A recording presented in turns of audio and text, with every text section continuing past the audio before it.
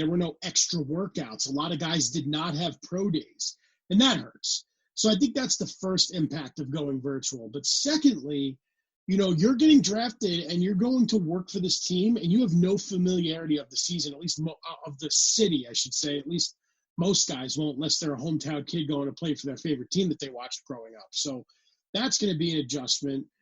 After the draft, when are these players actually going to get to go to their new cities? They're going to be sent a virtual iPad and say, well, here are all your teammates' phone numbers, do the virtual offseason program. So I think this rookie class, especially for quarterbacks, and there's a lot of them at the top, they're going to be off to a bit of a slower start than normal. And then the other big impact I see, I think, is going to be the lack of trades. You saw the trade that went down earlier before we started the show, right? Rob Gronkowski goes to the Tampa Bay Buccaneers because even though he was retired, the Patriots owned his rights. They sent a 7th-round pick with Gronk in exchange for a 4th-rounder. I don't think we're going to see a lot of wheeling and dealing, especially towards like the bottom of the draft. Maybe in the first round, you might get close to the normal amount of trades if there's a guy there because that talent at the top has been evaluated 1,000 times over. But it's when we get to the middle rounds that it's going to get a little tougher to evaluate. And let's talk about that. You mentioned two things kind of in there that are related to one another, which are the talent at the top, and in particular, the quarterbacks this year. There is a guy named Joe Burrow who is widely projected to be the number 1 pick. And there are 3 other guys behind him that are likely to be first rounders. And who knows if more will. We tend to have more quarterbacks go in the first round than we expect. So first and foremost, Jason, why don't you tell me, what is your top 4 for the quarterbacks? How do you rank them 1 to 4? So I think you have to go with Burrow, obviously, at the top, right? So you have Burrow. He's a bona fide number 1 pick. He's pretty much already looking at real estate in Cincinnati, unless the Bengals do something abnormally dumb, which they are franchise capable of doing. Burrow will be a Bengal. That's been known for a while, right? Then it gets a little murky because you have Tua, who I know you're secretly hoping falls to your fins at number 5. You don't want not that secretly.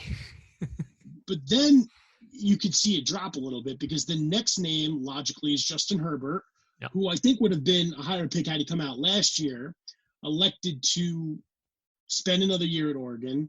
So I would rank him 3rd. And then Jordan Love is another name to watch, especially towards the end of the first round, because you have a team like the Saints, right, who know they have maybe 2 more years left of Drew Brees. They need to groom a quarterback for the future. They just lost Teddy Bridgewater, and Taysom Hill is just not the answer over a 16-game season. So I think you have a guaranteed 4 quarterbacks to go in the first round. You would have to see a crazy anomaly for that not to happen. But if Burrow's going number 1, and then, number 2, the Redskins, they have Haskins in there. Are they going to give up on him after year 1? No.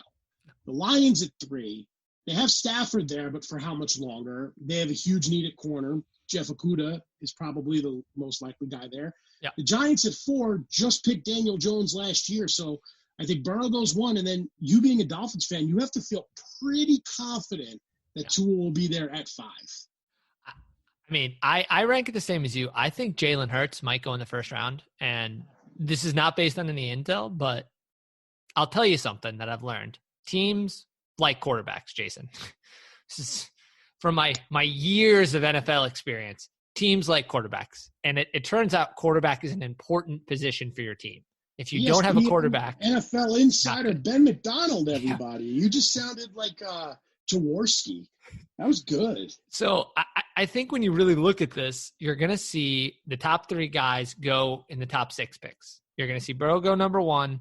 The Dolphins are going to pick either Herbert or Tua, and then whichever one doesn't get picked is going to the Chargers at 6. So I feel pretty confident that that's going to happen. I think Jordan Love goes shortly thereafter. I think he goes sooner than people think. Maybe someone trades up. If not, he probably goes to a team like the Raiders. Then it gets interesting because I could see a guy like Jalen Hurts going to a team like the Saints or the Patriots, although I'm inclined to think that the Patriots are probably going to wait and try to get one of the veteran QBs because they're at the end of their rope. So I think they kind of want to win now. But I wouldn't be surprised to see 5 guys go in the first round. I think the other position group that's really going to be interesting to watch is the wide receiver group. And it's a passing league, Jason. I'm sure you've heard it. It's been bandied about quite a bit. You better The be racking NFL up the Twitter follows with this analysis, man. Let me tell you. the NFL is a passing league, Jason. I don't know if you've heard that. I don't know if anyone. I think I'm the first one to that. Todd. You got quarterbacks like Aaron Rodgers and Joe Flacco, even though he's on the back nine of the screen. Lamar Jackson, best quarterback you've ever seen in your entire life. Tom Brady in a new location. What's he going to do there? Cam Newton still doesn't have a home. The guy won Rookie of the Year in 2011. You got Teddy Bridgewater. For those of you who don't know, Jason is actually an auctioneer as his second job. He auctions off things of high value to others. As you can probably guess, he's phenomenal at his job. But yes, Jason, the wide receiver class here is by many thought to be superb, led by Jerry Jeudy and CeeDee Lamb out of Oklahoma. So those guys are great. I mean, do you have any thought? I mean, do you think it'll be 5 receivers in the first round? I've seen 7. I've seen crazy numbers thrown around here. So, look, before we say this, I think the top picks are likely going to be chalk, right? I mean, there's been mock drafts out for weeks and weeks and weeks and weeks, especially when no one really has much else to do. So you got Burrow, you got Young, you got Okudah, Simmons, Tua, and then you have an abundance of offensive linemen and wide receivers. However, I'm not hearing great character, qualities from a lot of these top receivers and Jerry Jeudy, CeeDee Lamb, Ruggs. I think the best character receiver, I think, in this draft is Justin Jefferson out of LSU, but is he, worthy of being picked ahead of these guys? So, look, as a Jets fan, I need the Jets to come out of round 1 with either an offensive tackle, maybe Wilfs or Becton will fall, or one of these stud receivers. But the way the top few picks are shaking out, and with a couple of these teams having needs for quarterbacks, the Jets are going to get an impact player right away in round 1. Ditto for the Dolphins. I think there's a 99% chance they do get Tua.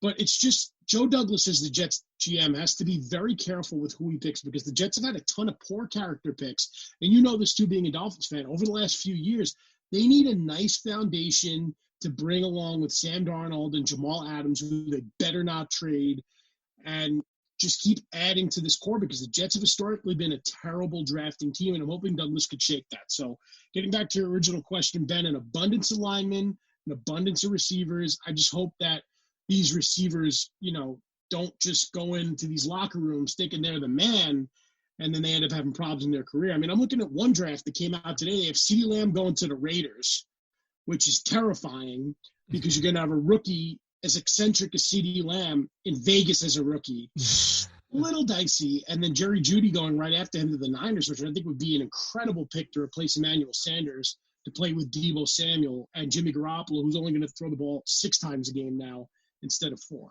So, yeah, it's going to be interesting because it's a crazy year for the draft. We're in really uncertain times, but there's no denying the talent pool is as big and as good as it's been in quite some time. Yeah, I mean, I think there could be a borderline historic number of wide receivers taken in the first round just because of the way that the league is headed and the fact that there's so many teams. I mean, the Steelers are odds on going to take a receiver, given that they have one of the worst pass catching units. They don't have a pick till the second round though, so we'll see. But I think it's gonna be really interesting. I guess I'll leave with, as far as for my beloved Miami Dolphins, I just want them to take BPA. I am a big believer you take the best player available. Unless you're a championship team and you have a guy who you just want to have fit your system, just get the best guy and kind of build around them. I mean, you have three cracks at it this year, so hoping they end up with someone good. We'll find out, and by our show next week, Jason, we will have the answers to that and a lot more from the draft. So before we go, Jason, are there any final thoughts you have for the people? Look, I know we all missed the playoffs, but, it's nice to see communities rallying together, being there for one another, and, supporting the essential workers, the healthcare workers, everyone that are putting their lives on the line to help combat this virus. And we're sitting here as armchair basketball and football analysis, just waiting for the next sports domino to drop. So I think we'll get the best of both worlds. Hopefully we're flattening the curve here with this COVID-19 pandemic. And also those diehard sports fans that include you and I will get a bit of a reward for our, social distancing, quarantining, and getting what will feel like a normal sports weekend with the draft coming up. Enjoy it. Order some pizza. Watch it with your loved ones and hope your team doesn't screw things up. And then, Sunday night, you got the draft Thursday, Friday, Saturday. Sunday night, you got parts 3 and 4 of The Last Dance. So a lot to look forward to. Ben, you keep cycling those hills, brother. Enjoy Tampa. We appreciate all the listeners, and that's all I got, man. Yeah, well, thank you all. Remember to subscribe, rate, and review, and we'll talk to you next week. Tua, Tua, Tua.